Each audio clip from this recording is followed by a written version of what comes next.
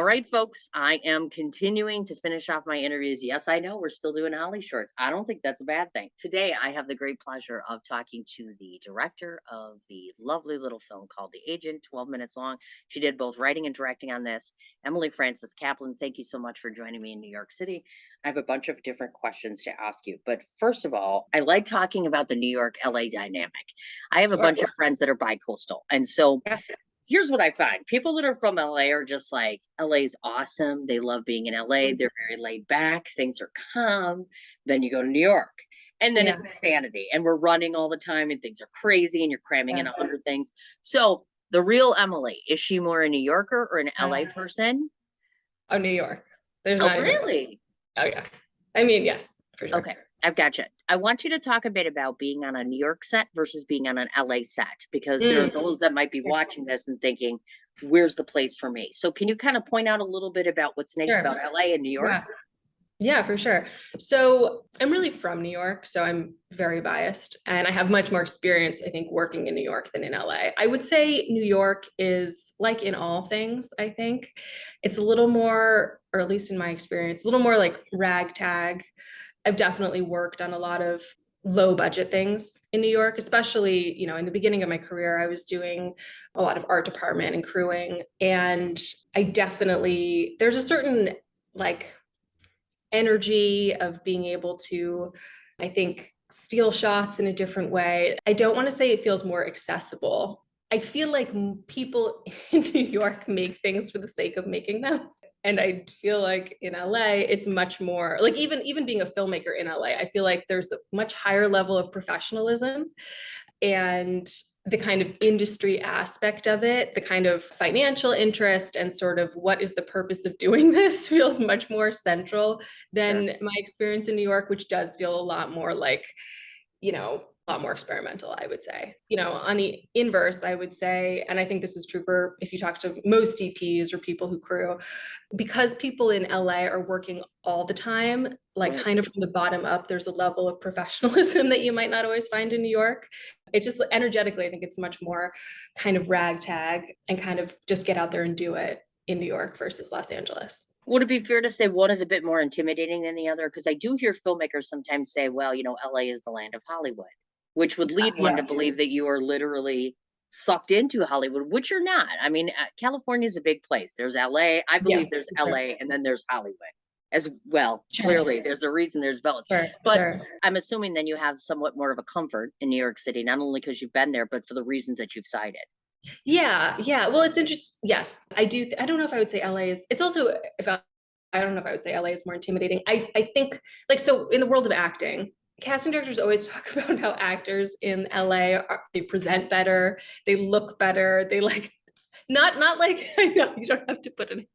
Oh my God. Should I not say this? It's Oh, true. no, I mean, I've heard that before. I mean, but again, like for instance, you'll have some people that will say flat out, I only go to New York to cast or to shoot simply because, first of all, they enjoy the concept of guerrilla filmmaking. Like, I think it's awesome. I think there's far more Yeah, guerrilla filmmaking done in New York City, that's but what I was that trying to has, say. Said it more right, succinctly. Yes. right. But you have to want to do that. That's the other thing too, is like, and also there's the whole idea of recognizables and where you're going to find them and this and that. So depending on Yeah. the type that you want, you have to go, you know what I'm saying? It's also hard for me to compare because I moved to LA recently because I was at a point in my career where I was pitching feature material and it made more sense to be there. Like that's Okay. where my representation is and all of that. Okay. So my experience of the two coasts is very much, I'm in a slightly different place in LA than I was in New York. So it's hard for Sure. me to compare them. I understand completely. I do. Now, we should talk about that for a minute. Representation. Yeah. Oftentimes in the business, there are people, and that's not just directors, it's actors, it's producers, things like Yeah. that. Oftentimes they feel that they, first of all, can't afford representation. And second of all, that there really isn't a need for it. So it might sound silly to some, but no, I think it's important to talk about. Tell me a bit about what you feel the benefit is of being represented by Yeah. someone. I definitely felt so. Just for background for viewers, I was primarily an actor for a long time. And then I Right. started producing some theater and writing material and directing myself and stuff. And then I kind of over time really switched to being behind camera and really work, writing and directing. I mean, I think for actors, to be honest, it's hard without representation to work in a way that is financially. I think I think it's important for all actors who are starting out to say yes to everything in the beginning. And not nothing that don't ever compromise, what feels right to you, but in terms of doing student shorts and, just like taking a chance. I think in terms of getting into, episodic and all of that, that jump really does require representation. Sure. And for a writer director, I would say, the most important thing is that if you're writing material that you stand behind, I think it is actually easier on the writer director side to get people with pull to read your material. So it's, there's more back channels. It's not, people don't necessarily have to meet you in person. They'll get an email with an attachment of your script. And if they like it, they might want to talk to you. That said, all of that becomes so much easier when you have someone who's Sure. representing you. Absolutely. And especially for pitching purposes, we live in a world Yeah. nowadays where everybody wants to be on Netflix and Hulu, and it's hard to get in the door just by yourself. Unsolicited Very pitches are a real problem there, of course. Yeah. Now, during my research, I happened to find a neat little ditty, and this is interesting. Correct me if I'm wrong, but I do believe you acted on crew on one of the movies that were relative to Scientology. Is that correct? Oh, oh, funny. Yeah. So I used to work for Alex Gibney. I know who he Yeah, is. he's the director of that film, and he's Yes. a documentary filmmaker. I worked with him on that film and some other projects. I was in-house at his company, Jigsaw.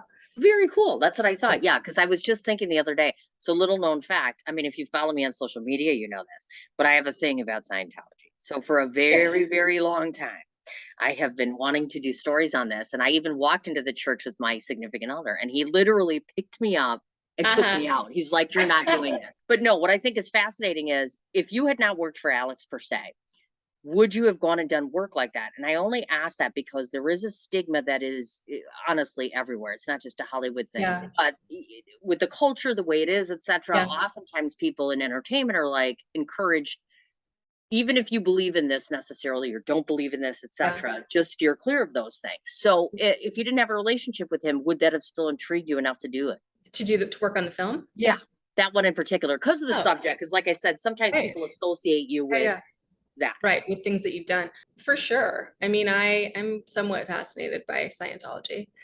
I am, in my private life, I listen to quite a few podcasts about Scientology. And yeah, I think yes, I probably would have worked on that regardless.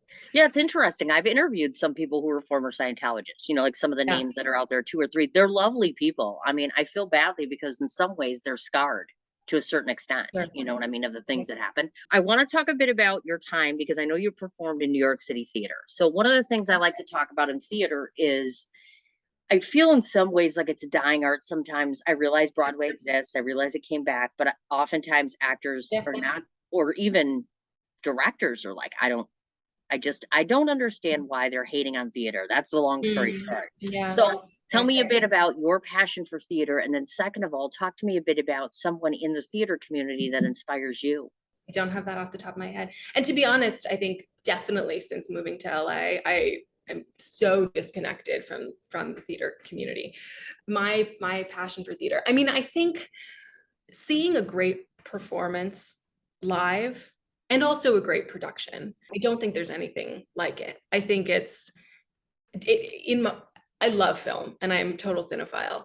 In my heart of hearts, I think probably my highest high is like a really fantastic, tight Tennessee Williams or something like that. It doesn't have to be that. It can also be contemporary work. Yeah, there's something about being there and being with the actors. And if you're lucky enough to be close enough to the stage, actually almost energetically kind of sharing the connection that they have with each other, that I think is so magical. And I think for actors in particular, if you can find ways to expose yourself to, really good theater, like New York high level theater, it's so inspiring and it's so amazing to actually be able to see people working off of each other and that level of focus and presence.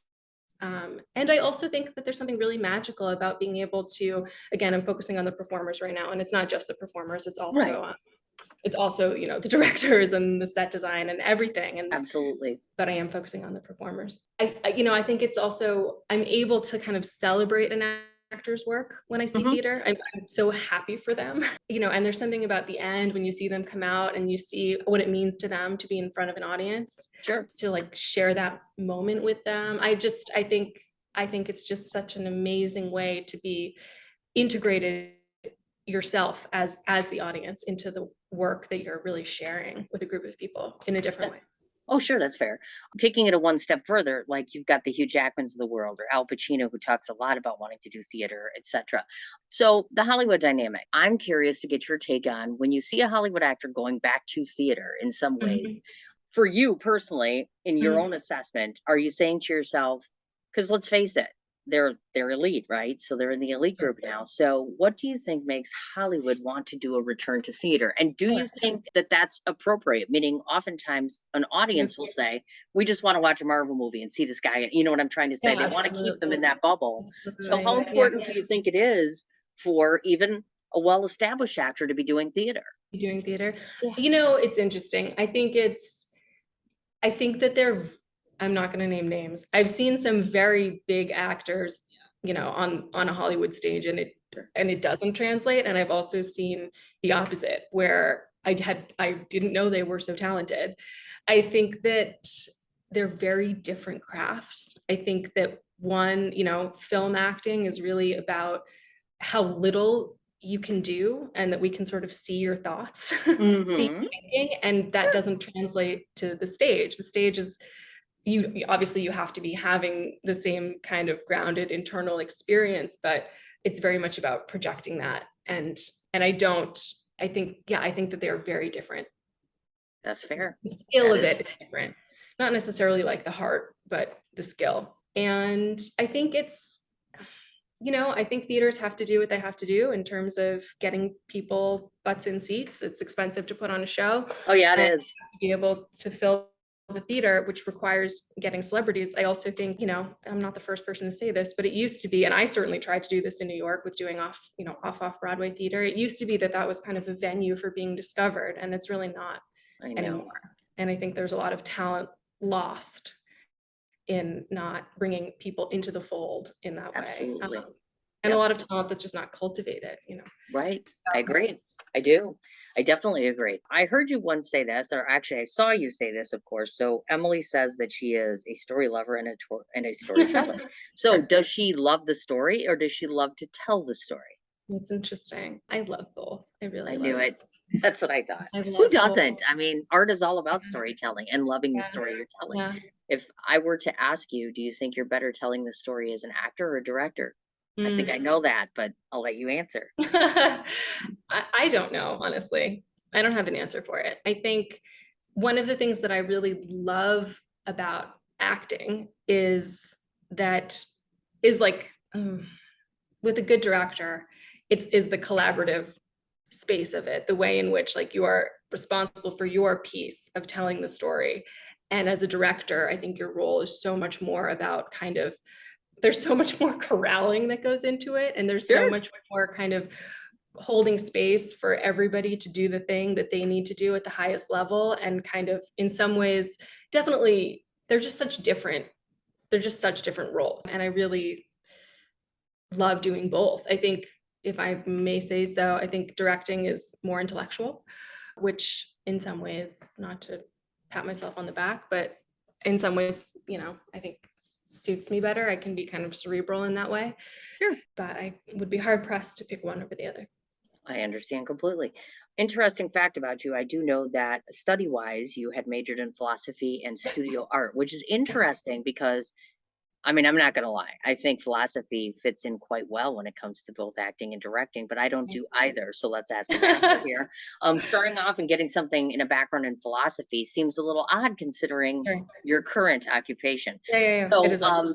tell me a bit about that track in terms of that, because I know about the Yeah. studio art part, but what did you ever do with the philosophy? Is it even helpful to you in Yeah, terms of your current endeavors?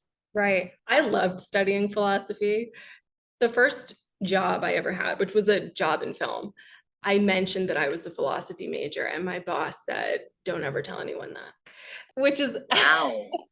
I know. I think that the thing that a philosophy that studying philosophy gives you is it gives you, rightly or wrongly, a platform to say, like, why is this worth doing? Like, what Sure. is the actual point of what am I trying to say? Or, why is this significant? And that you can really ask yourself that, which is not something that there's a lot of space for people to ask themselves, I think, in the Sure. world we live in it.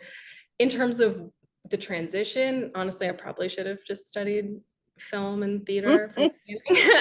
Okay. I think Sure. I just, I get it.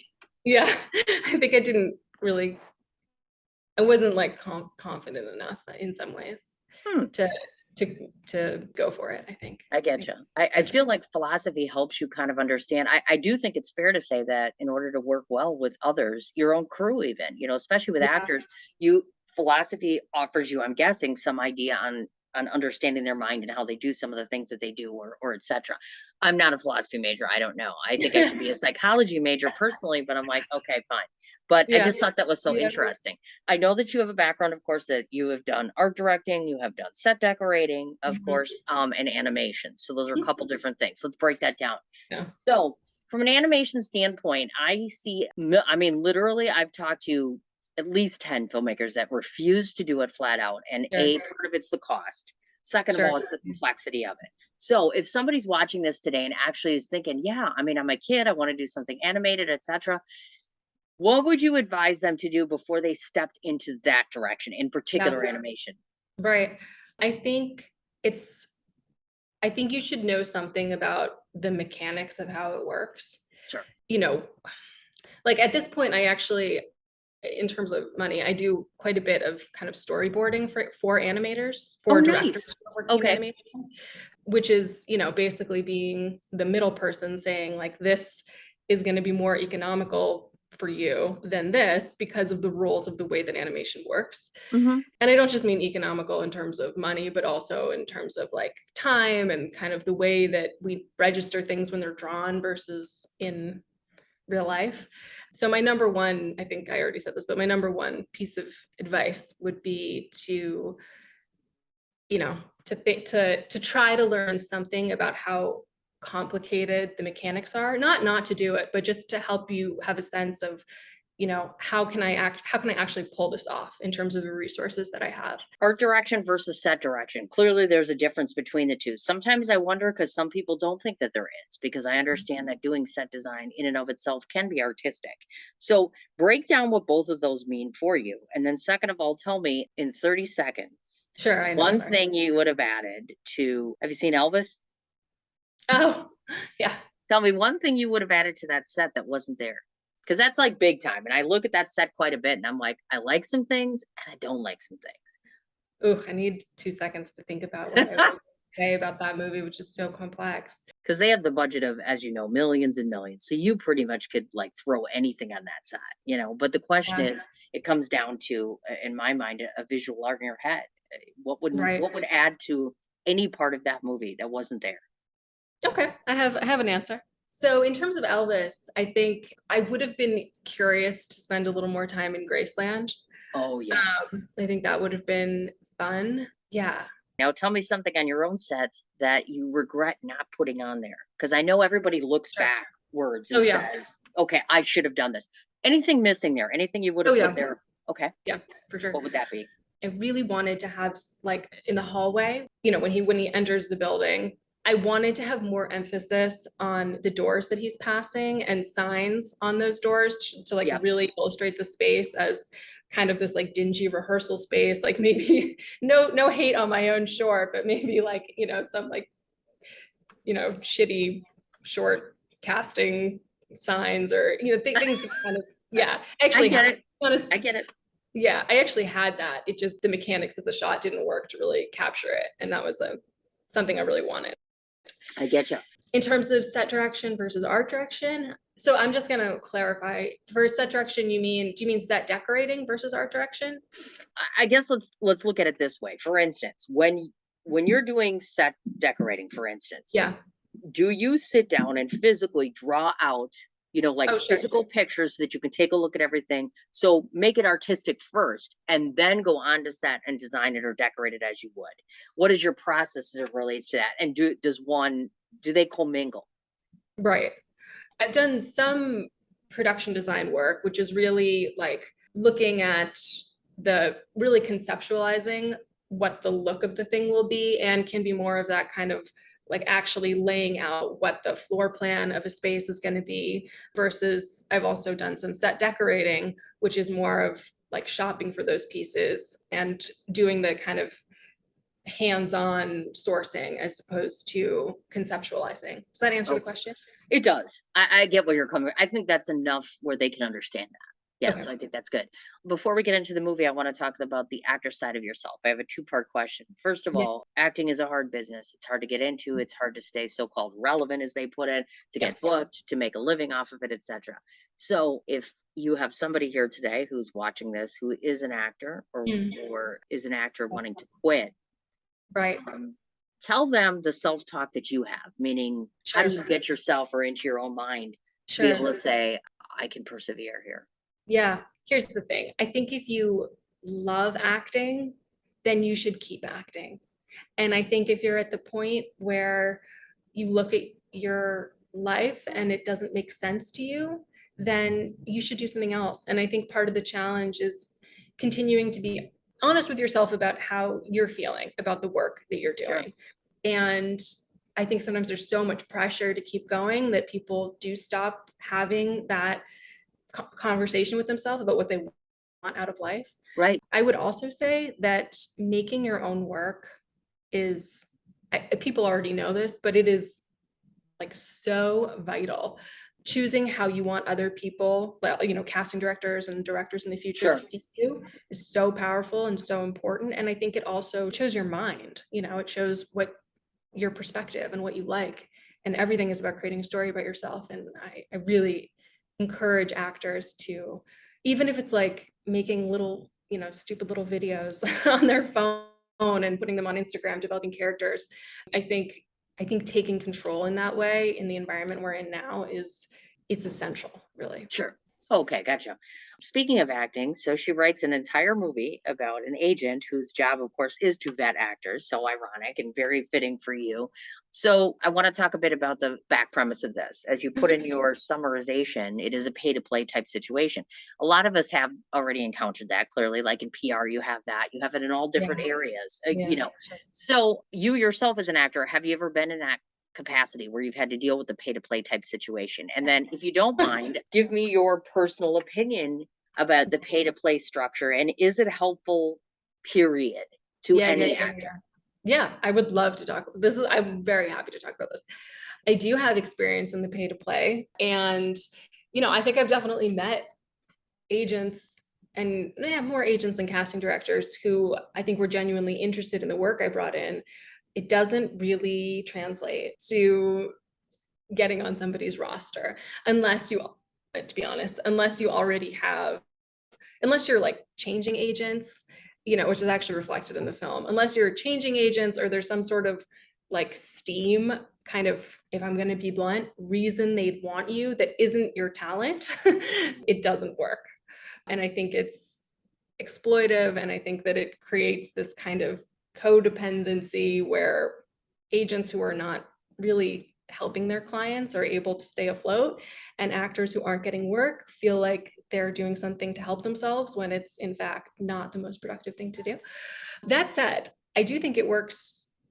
I just said it never works. That's not true. To be 100% honest, like if you have steam behind you, if you're like in a show, or if just had a part in something, if there's something like very specific that you can follow up with, I think then potentially it can make sense.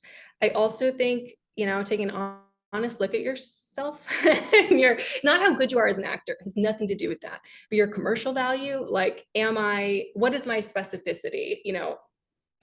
If you are like, you have a very like specific accent, or in some ways I honestly think this is not succinct, but in some ways I honestly think like if you're an older actor, I think if you're a 20 something person, who's like attractive and good, that's not enough.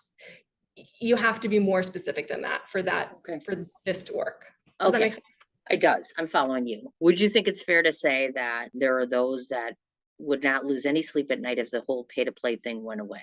meaning it just isn't warranted enough to be part of entertainment? I think it has no place. Honestly, I think it has no place. That's the succinct answer.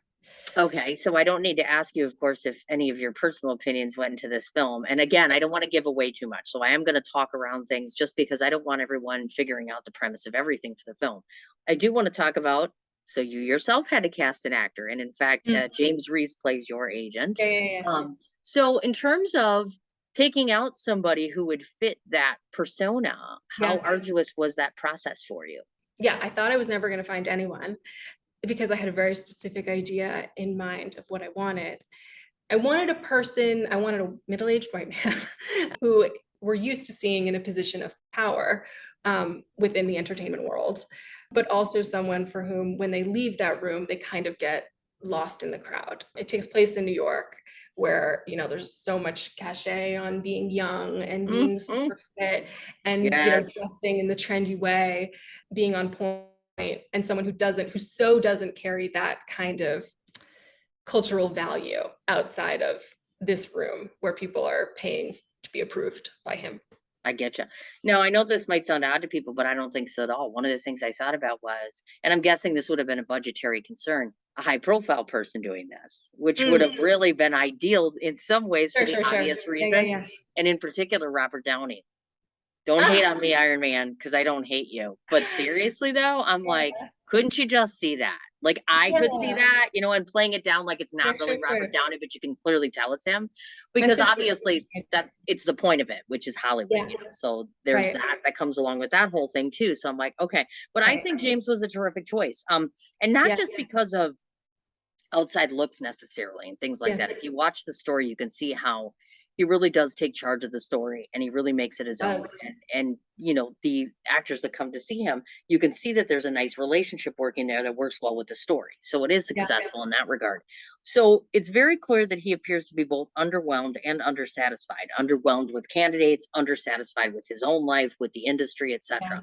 So if I could ask, because James is not here, did he come into this already being of that headspace, right. meaning, a lot of Yeah, people, a lot of actors are kind of feeling like that? Or did he yeah, really have to act the part? yeah. That's interesting. I think there was a lot for him to draw on from his personal experience. James is a fantastic actor, and I Sure. think he was really excited to do this role because it's so not how he normally gets cast. He usually Mhm. does comedy, and he usually is this kind of jolly. And I think for him to have the opportunity to do something that was really grounded and that spoke to, his personal experience of the industry was, I think that he was really excited to do that. I know he was. Oh, that's awesome. Plus, not to take away, but yeah, I do think there's a moment or two, even though it is very dramatic, where it is somewhat funny. Just watching Yeah, his expressions are like, you just think to yourself, he's got to be just saying, this is insane. Why am I here? This is crazy. That's and so there's that small comedic, pocket yeah, that exists right there yeah. within the story, which I think is really good. As far as some of the candidates, so clearly, maybe it's just me, but I keep asking myself, the last gentleman before Uh-huh. he leaves. I don't know, maybe it's me, but I just kept thinking, and I don't want to give it away. So there's different candidates. I won't tell you who he ultimately picked, but had you ever written a story where his selection wasn't the final selection? Because I was Mm, kind of rooting for certain people. sure, sure. And in I particular, think, that one. I was like, uh, why not? Just yeah, because of the yeah. dialogue, etc. So had you always seen that conclusion being that way? And is it specifically because of the pay to play thing?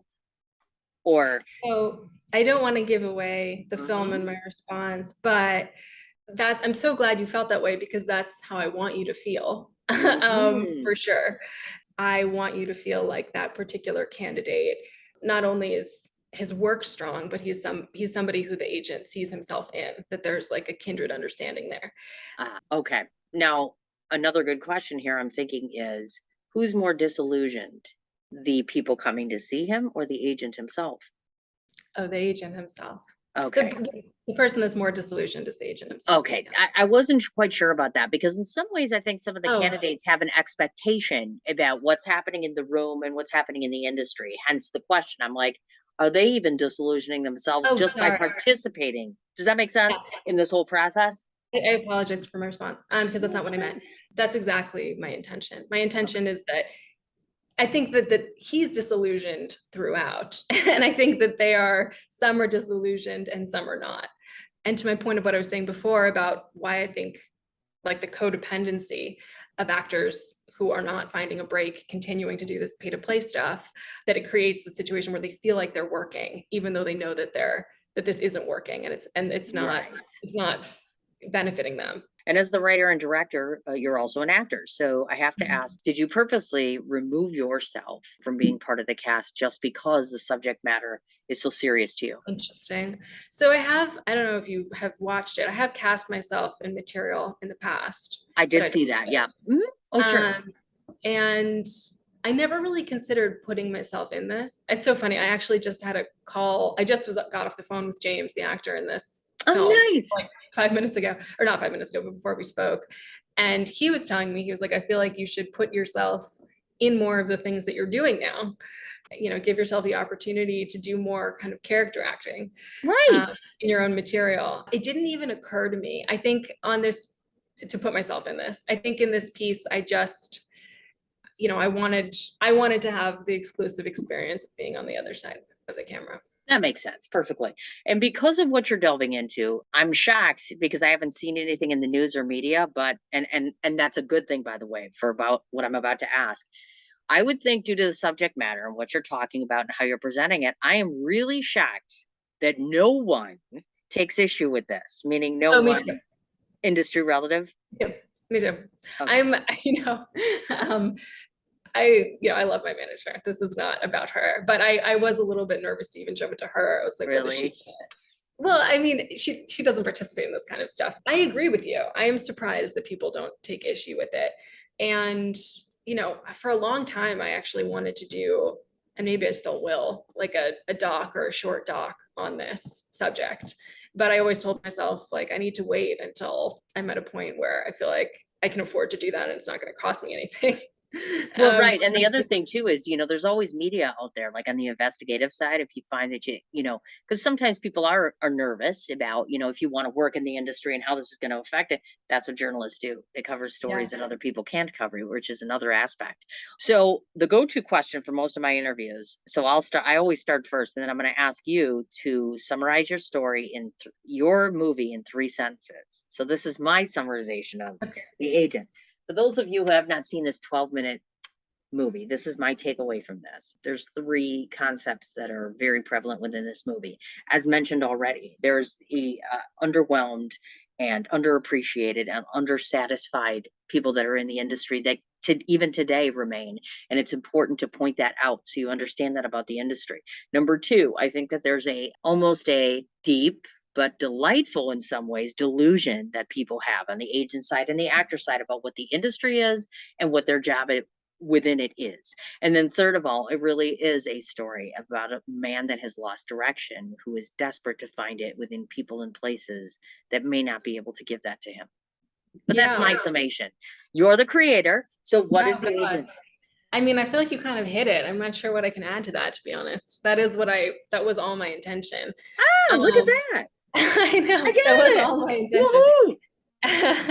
So just listen to um, Cindy. I guess that's what it is. yeah, And just it's listen to Cindy. yeah, it's Um, masterfully played by the actors and all of the actors, by the way, even the actors themselves who are auditioning are really lovely yeah, because they have different personalities. They all stood out. yeah, They're very camera friendly too, actually, especially the young lady. I mean, which I I know. Well, I assume love was it. on purpose, but she's adorable. Absolutely. She is adorable. Oh, you bet. Yeah, I mean, you should always be specific with your casting. That's nothing unique to this, but I was very specific. I didn't do any auditions. I went through channels, people that I know, and kind of reaching out to actors who I thought might have access to interesting people. Sure. And yeah, I really wanted for it to be a piece, about actors for actors, featuring actors that are really skilled, which I think I found that. So I didn't Absolutely. answer your question though. No, I mean, I pretty much said that, and you were like, "Yeah, absolutely." So, folks, just remember what I just said. But most importantly, the agent is just really a well-made, well-written, really delightful story. Despite all the darkness which exists, which is sad, you've taken it and you've made it into a tool that's enjoyable for people to watch. without losing the theme of it. They really do understand that. And hopefully people will walk away from that and actually consider and think about the things you're trying to talk about here. Because there is a conversation, or probably 12, that need to be had about this. Because I'm firmly on the same direction you are with the pay to Yeah. play thing. So now that the agent is done at Hollyshorts, where is it headed to next? Where can people see Sure. it? So it's going to be playing in LA again the week of September 12th at the Downtown LA Festival. It's gotten more attention in Los Angeles than New York, which was not at all what I was expecting. I was expecting to Wow. do better in New York than in LA. Absolutely. Okay. I've gotcha. But not the case. And then there's this little festival in Italy called the Elba Film Festival, which are a Nice. lovely group of people who've programmed my work in the past. And I wish I could be there because it's on like an island. Who Uh, doesn't want to go there, right? Oh my God, that's absolutely awesome. So oh yeah, we don't have a New York screening yet? no New York screening. I know it's shocking. I mean, I think it's shocking. Yes, Yeah, but and more dates to come in the future. There's absolutely. both coming up in the next couple weeks. So Very cool. And the individual again I've been talking to is Emily Frances Kaplan. And again, you can find her on IMDb. She is on Instagram and her handle is EMI Kaplan. And then of yeah, course the two websites, emikaplan.com and emilyfrances-k.com. Are there any other places where people can find you? I mean, I'm not the most public. She's not on social media everywhere, as she self Not admits. really.